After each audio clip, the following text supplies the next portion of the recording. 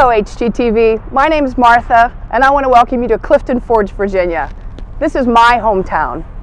Clifton Forge is a beautiful small town nestled in the Allegheny Highlands of the western part of the state of Virginia.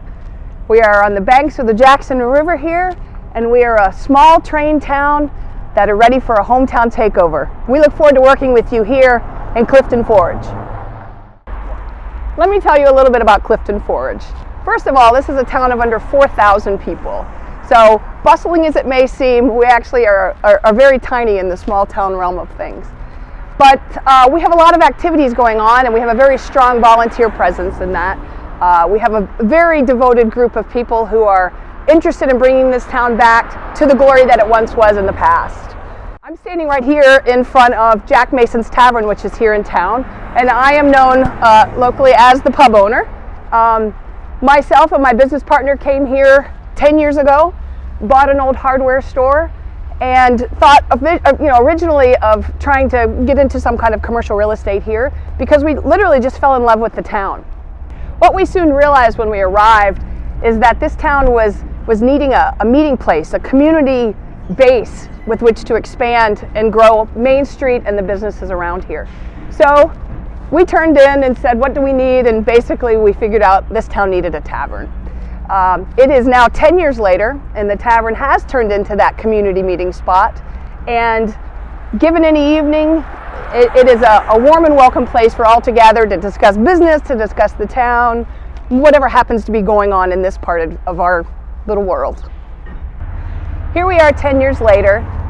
The tavern is thriving, and the town is definitely enjoying a renaissance of sorts. 7 years into the tavern, we were able to open a brewery. So we even have a brewery here in our little slice of heaven.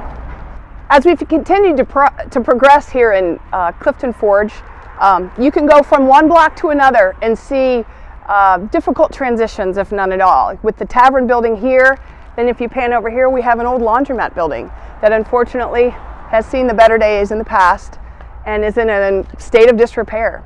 A lot of building owners here have packed up and gone away, or simply haven't taken the time or the interest in bringing their buildings back to what they could be and should be on a main street in a small town. Across the street is another example of a building that has the potential to be absolutely beautiful.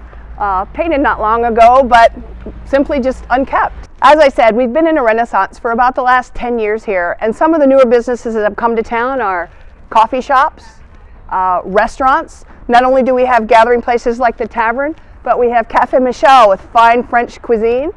We have a deli across the street that people can enjoy food at. Further on up, we have the club car and other restaurants, and we've definitely been able to capitalize on that. But as you can see, right down the street from that, there's 4 more buildings that just need help. As we continue to go up the street, we're walking past a new market which is going to specialize in local beef and organic foods and things like that. But once again, if you take a look next door, that's what we have. So another example of how we're going building to building in this town, trying to make a dent in what needs to be done to bring these all back to their original glory, but not quite there yet. Back in the 1980s, a great number of jobs left our area because of the departure of the railroad shops here.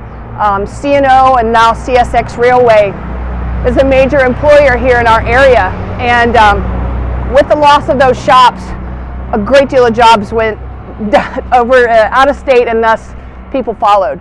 So since the 80s, there's been a decline in population, in jobs growth, retention of youth, quite frankly, and a lot of pride.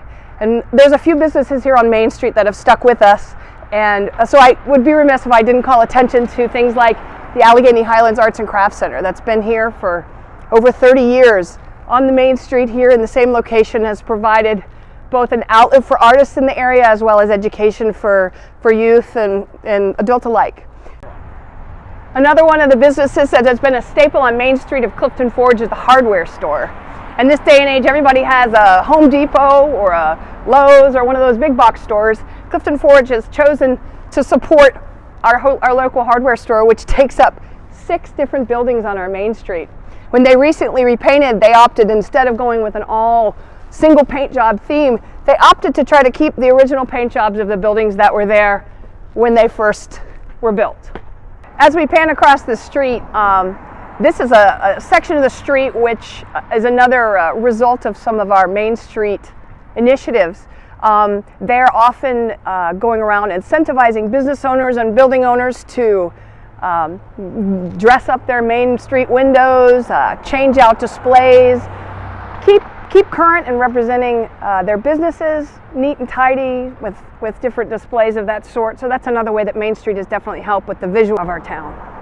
Another fantastic local asset we have here in Clifton Forge is Dabney S. Lancaster Community College. They are instrumental in developing the needs of the community as far as educational needs for future businesses, either on the railroad or with the mill and things like that. Another topic of interest for them that they've recently started is business development, business education, and a program called the Gauntlet.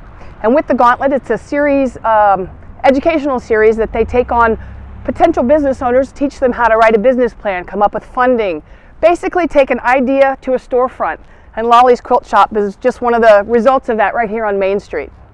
One of the things that'll catch your eye as you head further up the street and out of the main downtown area is this large painted flag on the side of the building, which each year, just prior to the 4th of July celebration, there's names of sponsors that sponsor a star or a stripe in honor of people that they know that have either served or passed away, or in some way they want to honor during that holiday. Clifton Forge Main Street and area volunteers put on a 4th of July parade, fireworks and such down here at our Heritage Museum, and it's a real festive time and very Rockwellian scene here in the small town. As we wander off the Main Street, or the 2-block downtown area of our Main Street, we come upon a building that just in the last few years has been inherited by a young man here, completely rehabbed, and now has 3 small businesses to add to our Main Street. Rehab, maintenance, and upkeep of buildings like this is what we want to see in Clifton Forge. People that own businesses and buildings taking an active role in making sure that our downtown looks the best it can be, and offering places for small businesses to call home. Just a few hundred yards off of that bustling 2-block area of Main Street, we come to sections like this, right across from Town Hall, right across from our Heritage Center, and yet here we see these buildings that have just been left to rot, quite frankly. I mean, I don't know what more to say, except I would love to perhaps get y'all here to help us out a little bit. I'm sure you have the vision, as I do, of the potential of what we have sitting here, and I feel like if we wait many more years, these buildings won't be rehabable or habitable in any way for businesses, and hopefully for housing upstairs. That's another thing that we desperately need is good housing in this area, and the potential sits right there. Unfortunately, it just takes someone with some vision and, quite frankly, the funds to be able to make it happen. Another of the highlights that we have here in Clifton Forge is the C&O Railway Heritage Center. This is definitely, actually, let's go ahead and do this, look. I gotta stop for 1 second and say this is a very common scene here in Clifton Forge. The sound of the rail cars heading in and out, hauling coal, hauling fuel, hauling logs, whatever they happen to be coming through here with. This is the sound of our town and the sound of what built this town as to be what it is. Though it is not the primary mover and shaker anymore that it was, it is definitely still a part of the fabric of Clifton Forge.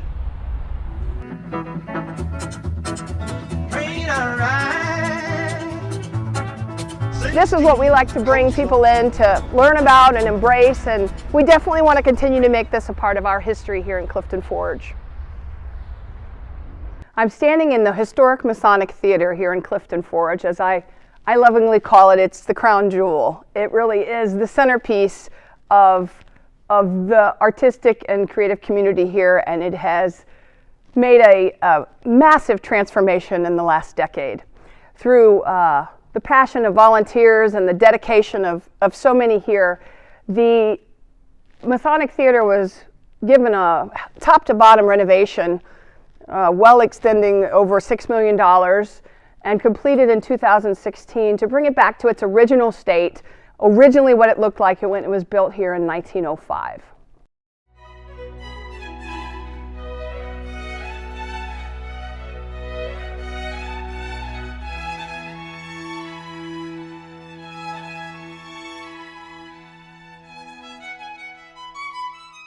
Though I'm standing here in the auditorium space at the theater, which you would logically think would be the space to be, the theater itself actually encompasses 4 floors and provides not only theater space, but meeting rooms, places for receptions and gatherings, as well as a small underground space for small, more intimate viewing and shows and things like that. So it's a very versatile building here in our town, and like I said, the crown jewel, but really the heart of the community. As I wander around town, I often will come to this bridge here, and if you look into the back, you can see the clock tower of our town hall. So just for reference points, you can see I'm off of Main Street by a block or two. And as I come down this, I wanted to show you this bridge because it was built in conjunction with the architecture school at Virginia Tech, a university just a few hours away, with the architecture students, and designed as just what it is, a bridge from our downtown business districts up towards the residential areas of Clifton Forge.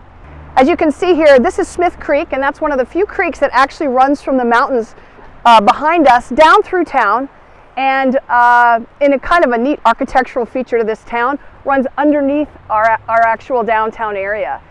Many of the downtown buildings are up on stilts and actually have rivers and creeks running under them down towards the Jackson. So just another neat architectural feature of Clifton Forge that's not like any other small town. As you take a look from the river and cross the park back towards the residential area of town, we have the Clifton Forge School of the Arts. This school was transformed from a tire warehouse, less than a decade ago, and is now a prominent feature in the arts and development of the arts here in Clifton Forge. You can come in and take a guitar class, you can learn about blacksmithing, you can learn about fused glass, or buy your local paint, your painting and art supplies in there. It is really a multifaceted building and facility that encompasses all different areas of the arts. The 174-acre district includes a rich and diverse collection of late 19th and early 20th century residential, civic, and religious architecture that fully conveys the setting and feeling of a railroad town. The district includes styles that range from worker housing to high-end Gothic and Colonial Revival and Queen Anne styles. Clifton Forge abounds with Sears homes. Sears modern homes were catalog and kit houses sold primarily through the mail order by the Sears and Roebuck Company, an American retailer. Sears reported that more than 70,000 of these homes were sold in North America between 1908 and 1940. These historic Sears homes were ordered and then ultimately shipped and arrived via train in Clifton Forge. As you've more than seen in these last few minutes, Clifton Forge is rich in history. And moving forward, we hope to keep that going with a connection to HGTV. We'd love to have you be a part of the fabric of the town of Clifton Forge as we move forward into the future. Okay. As we're closing out our video here, we sure hope we've shown you enough to make Clifton Forge a viable option for a hometown takeover with HGTV. And who knows, if things move forward and you guys weave your way into the fabric, the history of this great town, being the brewery owner, we may just name a beer after you. Cheers, y'all. See you in Clifton Forge.